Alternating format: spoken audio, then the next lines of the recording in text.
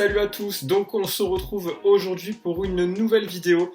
Donc après s'être intéressé au match face à Brighton, cette fois-ci, donc l'OM retrouve le championnat et la Ligue 1 avec cette réception du Havre du coup demain à 13 h, un horaire inhabituel. Et l'OM doit du coup à tout prix s'imposer donc face aux promus. Avant ça, donc, nous allons faire un récapitulatif sur la journée précédente de championnat. On le rappelle, l'OM qui s'était incliné donc, sur le score de 3-2 sur la pelouse de l'AS Monaco. C'était la première de Gennaro Gattuso sur le banc olympien. L'OM qui avait mené par 2 fois au score, mais l'OM qui n'était pas parvenu à prendre le moindre point sur la pelouse du stade Louis II. Donc une contre-performance qui a valu 0 points pour l'OM et une réaction est attendue forcément face au Havre ce dimanche. Le Havre qui justement s'est incliné à l'occasion de la dernière journée de championnat. C'était une réception face à Lille et le Havre qui s'est incliné sur le score de 2-0. Nous allons faire un point donc sur le classement de la Ligue 1. À l'heure où je tourne cette vidéo, l'Olympique de Marseille est 13e du championnat avec 9 points et un goal average négatif de -2. Le Havre compte le même nombre de points et se trouve à la 11e place. Voilà pourquoi la victoire est indispensable pour l'OM. En cas de victoire, l'OM reviendrait à 1 point du Stade de Reims, forcément qui n'a pas encore joué, mais reviendrait provisoirement à 1 point du Stade de Reims et se rapprocherait des premières places. Une victoire qui est forcément impérative pour ne pas se laisser distancer au classement et rester accroché aux premières places. On le rappelle, là c'est les 4 premières places qui sont qualificatives pour la Ligue des Champions. La 4e est accessible par les barrages, mais les 3 premières sont qualificatives directement. Et pour l'instant, c'est Monaco, Brest et Reims qui occupent le podium. Nous allons donc faire aussi un point sur la forme récente du Havre sur leurs 5 derniers matchs en Ligue 1. Un match nul face à Rennes sur le score de 2 buts partout. Un bon point de prix pour le promu qui s'était ensuite imposé 3-0 sur sa pelouse face à Lorient. Qui est le Havre qui est également parvenu à accrocher 1 point à un Lyon très en difficulté qui est actuellement dernier du championnat. Une victoire 2-1 face à Clermont et puis 7 défaites donc face à Lille lors du dernier match. On voit quand même que sur les 5 derniers matchs, le Havre est loin d'être une équipe ridicule. Une seule défaite, 2 victoires et 2 matchs nuls accrochés contre 2 équipes intéressantes quand même du championnat sur le papier. Lyon, même si c'est en difficulté, c'est quand même une belle chose de prendre un point face à Lyon quand on est le Havre.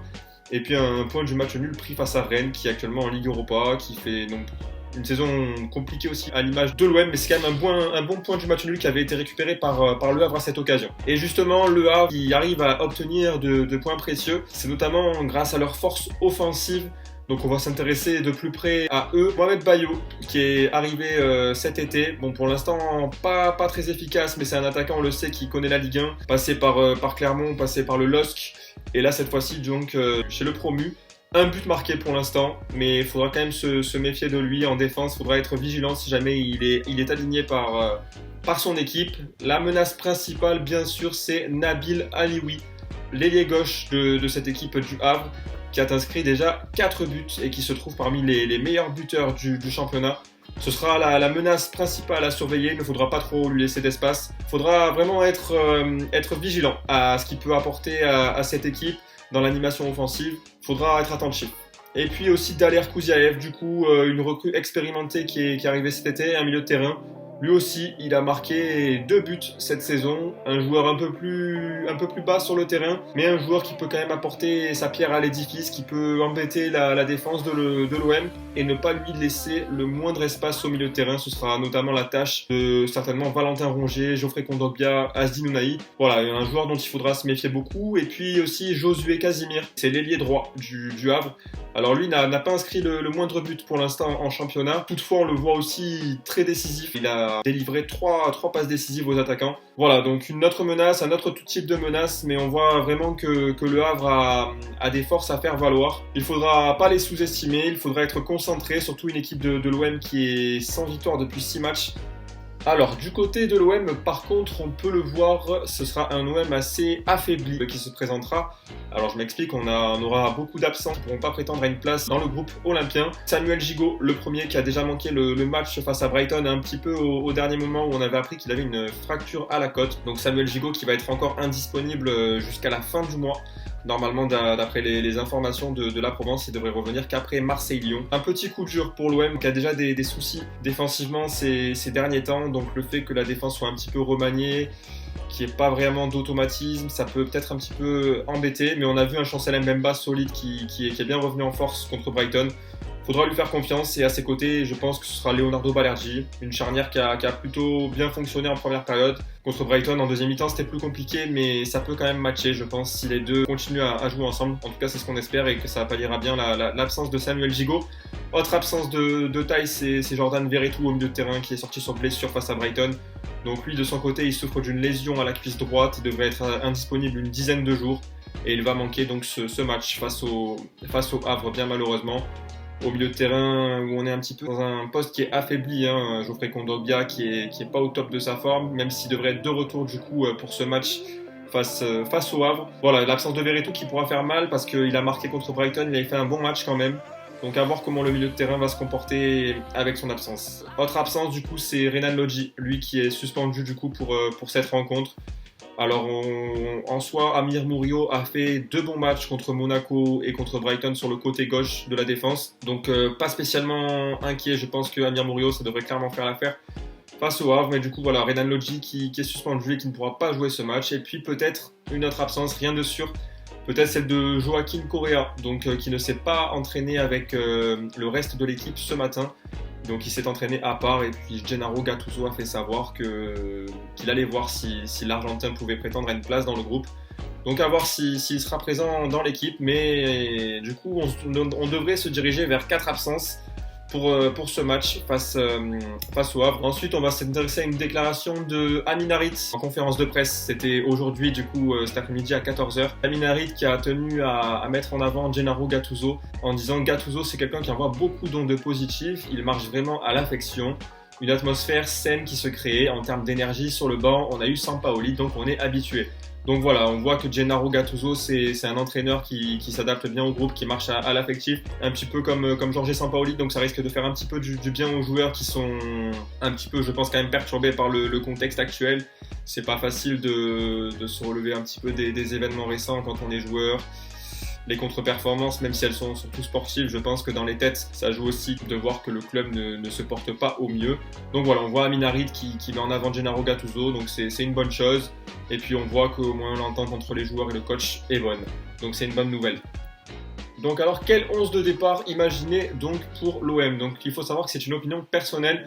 Ça ne sera certainement pas la composition d'équipe qui sera alignée par Gennaro Gattuso dès demain, donc à 13h. Mais c'est une opinion personnelle de ce que je ferai moi à la place de Gattuso en fonction des absences, des forces qui seront disponibles. Donc dans les cages, Pau Lopez qui a fait un bon match quand même contre Brighton, qui a sorti 3 arrêts décisifs, qui est bien revenu. Que ça devrait être lui qui devrait être aligné de toute façon. En défense, du coup, Jonathan Klaus latéral droit, Mbemba et Balerdi titularisés en défense avec l'absence de Gigot, ça me semble assez logique. Je ne pense pas que Bamou Meïté sera titulaire, ce serait assez étonnant.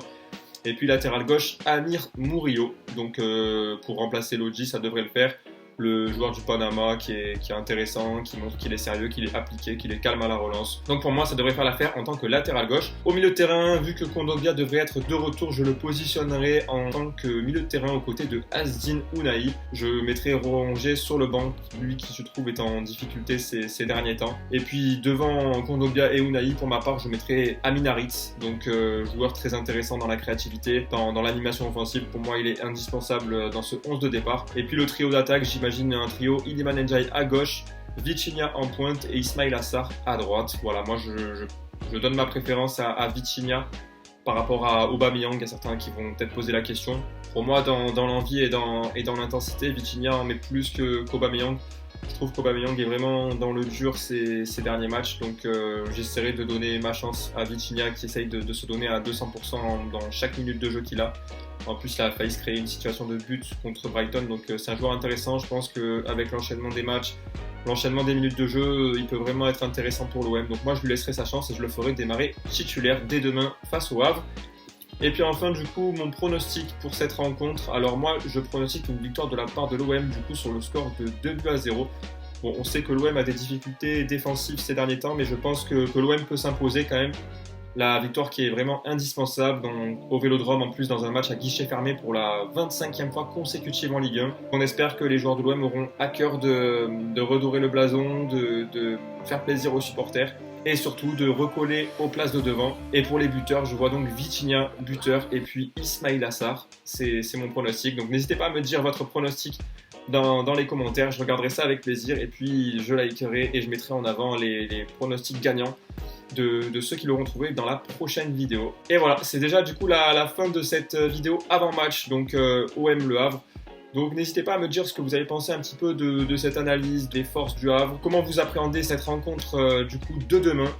Ce sera avec plaisir de suivre vos commentaires, je prendrai le temps de répondre à chacun d'entre vous. Franchement, c'était un plaisir d'avoir fait cette vidéo à nouveau, donc n'hésitez pas à me faire part de vos retours. C'était tout pour l'avant-match. On se retrouvera du coup pour une vidéo débrief au lendemain du match ou alors au cours de la journée. C'est tout pour cette vidéo. Je vous remercie de l'avoir suivi et puis je vous dis ciao ciao.